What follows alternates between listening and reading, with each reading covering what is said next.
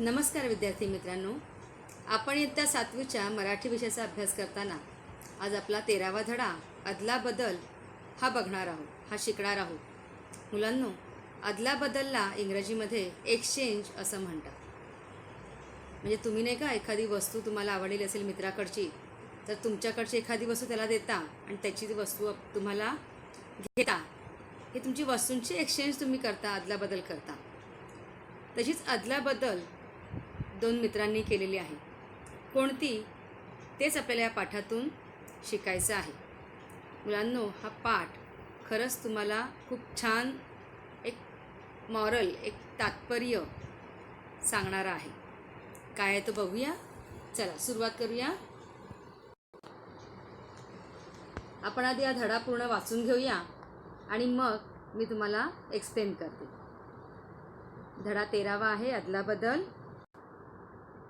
होळीचा सण होता. सायंकाळची वेळ होती. गावातली काही मुले निंबाच्या झाडाखाली जमली होती. एकमेकांवर धूळ उडवत खेळत होती. अमृत व इसाब या दोघांची घट्ट मैत्री होती. ते दोघेही तेथे हातात हात घालून आले व त्यांच्याबरोबर खेळू लागले. आजच शिवून आणलेले नवे कपडे दोघांनी घातले होते. दोघांचे कपडे, रंग, आकार व कापड सर्व दृष्टींनी अगदी सारखे होते. दोघेही एकाच शाळेत, एकाच वर्गात होते. दोघांची घरेही रस्त्याच्या कोपऱ्यावर समोरासमोर होती. थोडक्यात म्हणजे दोघा मुलांची प्रत्येक गोष्ट सारखी होती. फरक फक्त इतकाच होता की अमृतला आई वडील होते, इसाबला फक्त वडील होते. दोन्ही मुलं आली, खाली रस्त्यावर बसली. दोघांनी एकसारखे कपडे घातलेले पाहून एक मुलगा म्हणाला, "अरे अमृत, इसाब, तुम्ही दोघं किती एकसारखे आहात." यावरून दुसऱ्या एका व्रात्य मुलाला एक खोडकर कल्पना सुचली. "अरे, तुम्ही दोघे कुस्ती का नाही लढत? म्हणजे तुम्हा दोघांची ताकदही एकसारखीच आहे की एक जण दुसऱ्यापेक्षा वरचढ आहे, ते तरी आम्हाला बघायला मिळेल." पहिल्या मुलाला ही कल्पना आवडली. तो म्हणाला, "खरंच अमृत, तुम्हा दोघांपैकी कोण वरचढ आहे ते बघूया. चला यापुढे." आणखीन एक जण ओरडला, "ही नुसती गंमत आहे." इसाबने अमृतकडे पाहिले. अमृत ठामपणे म्हणाला, "नाही, माझी आई मला मारील." त्याची भीती खरी होती. तो घरातून बाहेर पडत असताना आईने त्याला बजावले होते, "हे बघ, नवीन कपड्यांसाठी तू खूप हट्ट धरला होतास. आता जर का तू ते मळवलेस किंवा फाडलेस तर लक्षात ठेव." अमृतने आई वडिलांपाशी खूप हट्ट धरला होता. हे खरे होते. इसाबला नवा शर्ट मिळणार असल्याचे कळताच त्यानेही हट्ट धरला होता की इसाबसारखा शर्ट मिळालाच पाहिजे. आई जर नाही म्हणाली तर बाबा काही ऐकणार नाहीत, हे अमृत पक्क ओळखून होता. पण तो सहजासहजी हार मानणारा नव्हता. अखेर नवा शर्ट घेऊन देण्यासाठी आईने अमृतच्या बाबांना गळ घातली. ते छानपैकी नवे कपडे घालून अमृत घरून निघाला. त्यामुळे कपडे खराब होतील असे काहीही करायची त्याची तयारी नव्हती. त्यातही इसाबरोबर कुस्ती लढायची तर त्याची अजिबात इच्छा नव्हती. त्याचवेळी एकाने अमृतचा हात पकडून म्हटले, चल रे, कुस्तीचा एक डाव होऊ दे. त्याने अमृतला मोकळ्या मैदानात खेचून नेले. त्या मुलाच्या तावडीतून सुटायची अमृतने खूप धडपड केली आणि म्हणाला, हे बघ केशव, माझी कुस्ती खेळायची मुळीच इच्छा नाही, सोड मला. पण तो त्याला जाऊ देईना. त्याने अमृतला जमिनीवर ढकलले. बाकीची पोरे गमतीने ओरडली. अमृत हरला, केशव जिंकला, केशव जिंकला, हुर्रे हुर्रे. इसाबला ते सहन झाले नाही. त्याचा पारा चढला. त्याने केशवचा हात धरून म्हटले, चल ये, मी तुझ्याबरोबर कुस्ती लढतो. मुलांनो, अमृत आणि इसाब या दोन मित्रांची ही गोष्ट आहे. होळीच्या सणाच्या दिवशी गावातली सगळी जी मुलं होती ती, त्यापैकी काही मुलं ही निंबाच्या झाडाखाली जमलेली होती. निंब म्हणजे कडुलिंब, नीम ज्याला हिंदीमध्ये आपण म्हणतो. त्या झाडाखाली सगळी मुलं जमलेली होती. संध्याकाळची वेळ झालेली होती आणि मुलं एकमेकांवरती धूळ उडवून त्याची मजा घेत होते. धुळवडीचा दिवस होता. होळीच्या दिवशी माहिती आहे सगळ्यांना आपण रंग लावतो, होळीचा सण आनंदात साजरा करतो.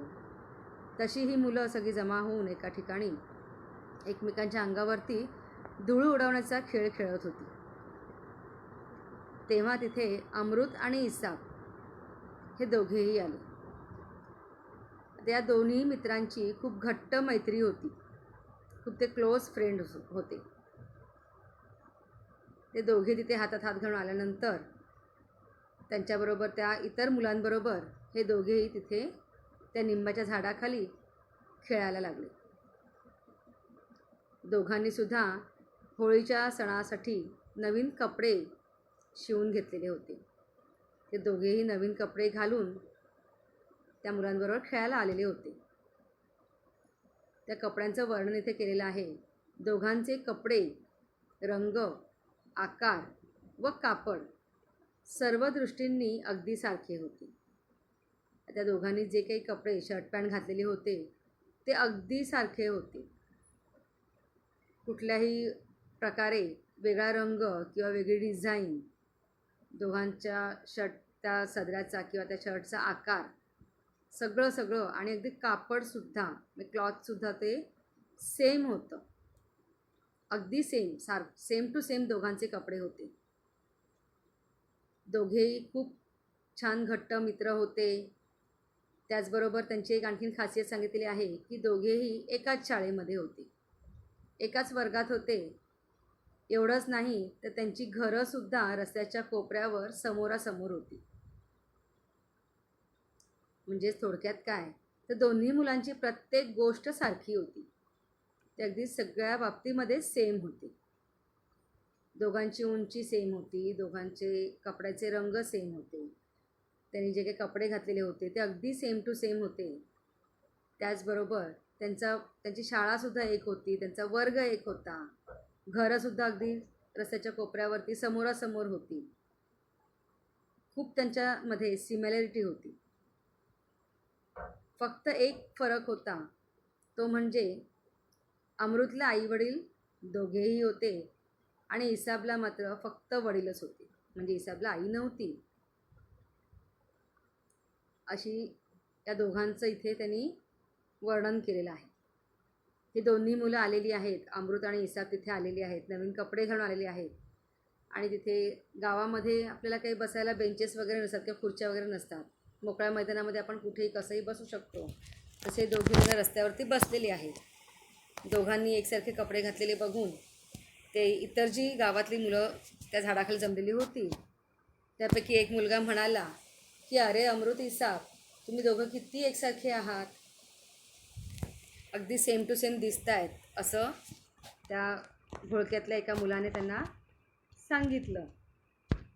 त्याबरोबर त्यांच्यातला दुसरा एक व्रात्य मुलगा होता, जो खूप मस्तीखोर होता, खोडकर होता. त्याला एक खोडकर कल्पना सुचली. त्याला त्याची मस्ती करावीशी वाटली, गंमत करावीशी वाटली आणि आयडिया त्याला एक सुचलेली आहे. तो म्हणाला की अरे, तुम्ही दोघांनी असे अगदी सारखे कपडे घातलेले आहेत, तुमचं सगळ्याच बाबतीमध्ये सिमिलॅरिटी आहे, सगळे सारखेपणा आहे.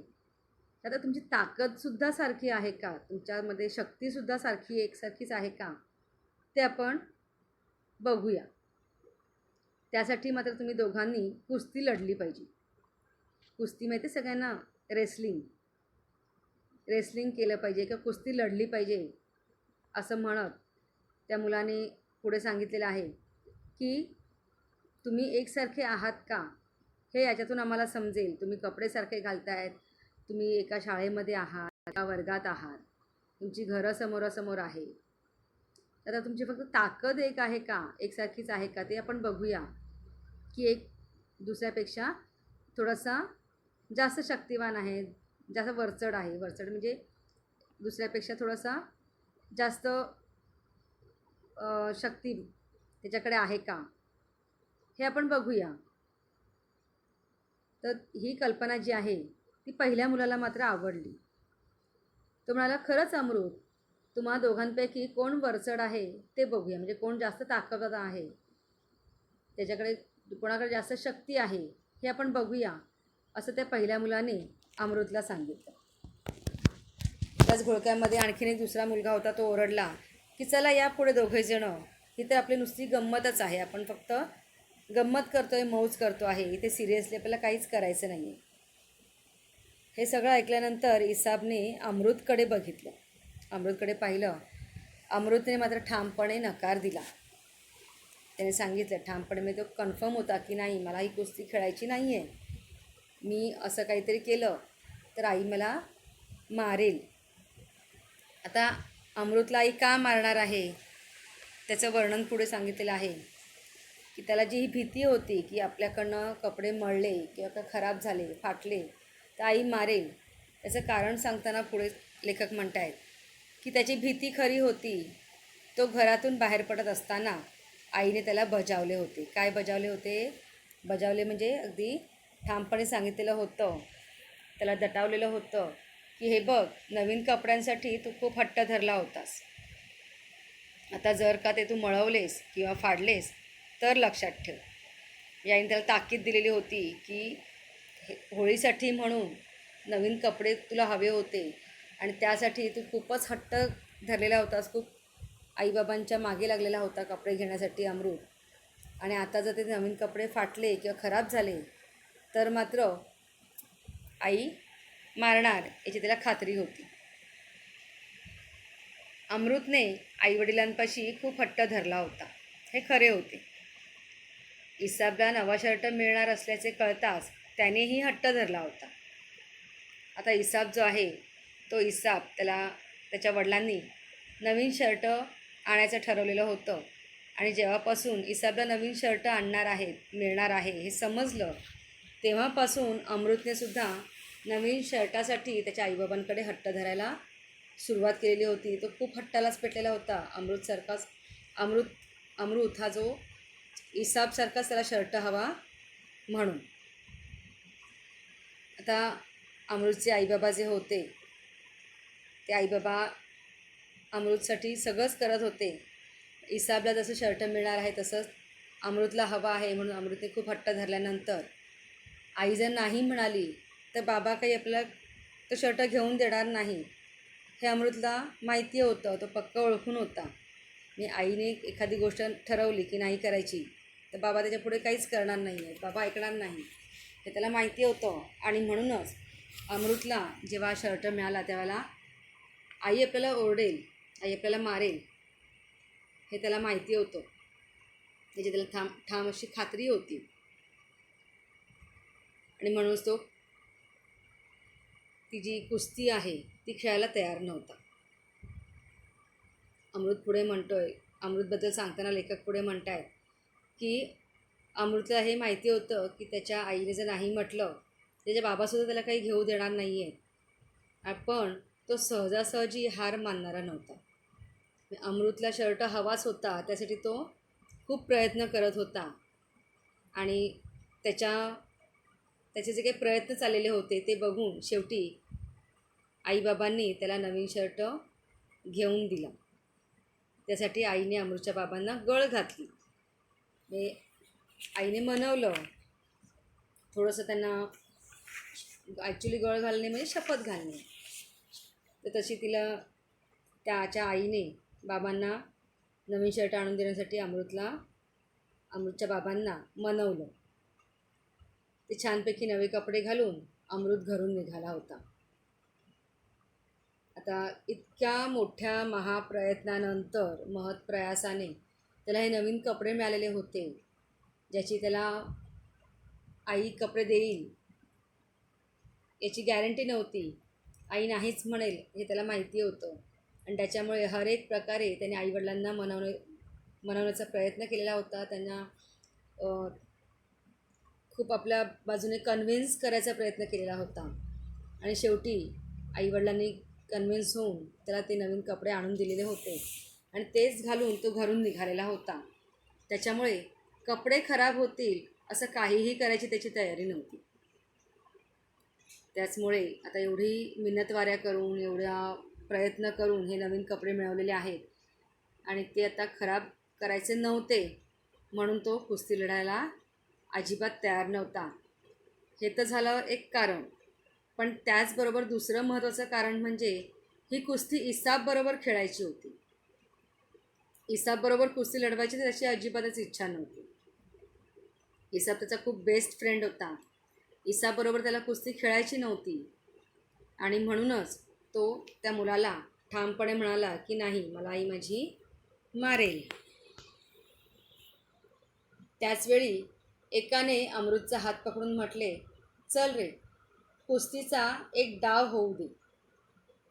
आता अमृत ठामपणे सांगतोय की नाही, मला खेळायचं नाही आहे, इसाबरोबर तर मला कुस्ती खेळायचीच नाही आहे. पण त्याच वेळेला त्या घोळक्यामध्ये आणखीन जो एक मुलगा होता त्याने अमृतचा हात पकडला आणि म्हटलं की चल रे, कुस्तीचा एक डाव होऊ दे. तो असं म्हणून असं थांबला नाही, तर त्याने अमृतला मोकळ्या मैदानात खेचून नेले. अमृत जायला तयार नव्हता, पण त्याला खेचत खेचत मोकळ्या मैदानामध्ये तो मुलगा घेऊन गेला. अमृतने सुद्धा त्या मुलाच्या तावडीतून सुटायची खूप धडपड केली. त्याला ते कुस्ती खेळायचीच नव्हती, म्हणून तो त्या मुलाने जे घट्ट त्याला पकडलेलं होतं ते सोडवण्याचा खूप प्रयत्न करत होता. त्या मुलाचं नाव इथे दिलेलं आहे. अमृत त्याला म्हणतो आहे की हे बघ केशव, माझी कुस्ती खेळायची मुळीच इच्छा नाही, सोड मला. त्या मुलाचं नाव आहे केशव, ज्याने अमृता धरलेलं होतं आणि त्याला खेचत मैदानात नेलेलं होतं. त्या मुलाचं नाव आहे केशव. त्याला अमृत म्हणतो आहे की हे बघ केशव, माझी कुस्ती खेळायची मुळीच इच्छा नाही, सोड मला. त्याच्या इच्छेविरुद्ध हे त्याला सगळे कुस्ती खेळायला तयार करतायत, पण अमृत ठामपणे त्याला सांगतो आहे की केशव, मला कुस्ती खेळायची नाही आहे, मला सोड. पण तो त्याला जाऊ देईना. पण केशव जो आहे तो अमृतला काही सोडतच नव्हता, त्याला जाऊ देत नव्हता. त्याने अमृतला जमिनीवर ढकलले. त्याने अमृतला जमिनीवर ढकलून दिलं. अमृत ऐकत नाही आहे, अमृत खेळायला तयार होत नाही आहे, कुस्ती खेळायला तयार होत नाही आहे. हे बघून केशवने शेवटी त्याचा हात सोडून त्याला जमिनीवरती ढकलून दिलं. अमृत जमिनीवरती पडला आणि बाकीची मुलं गमतीने ओरडली. म्हणजे बाकीची पोरे म्हटलेली, पोरं म्हणजे मुलं, गमतीने ओरडली. गंमत म्हणजे मजा, मस्ती.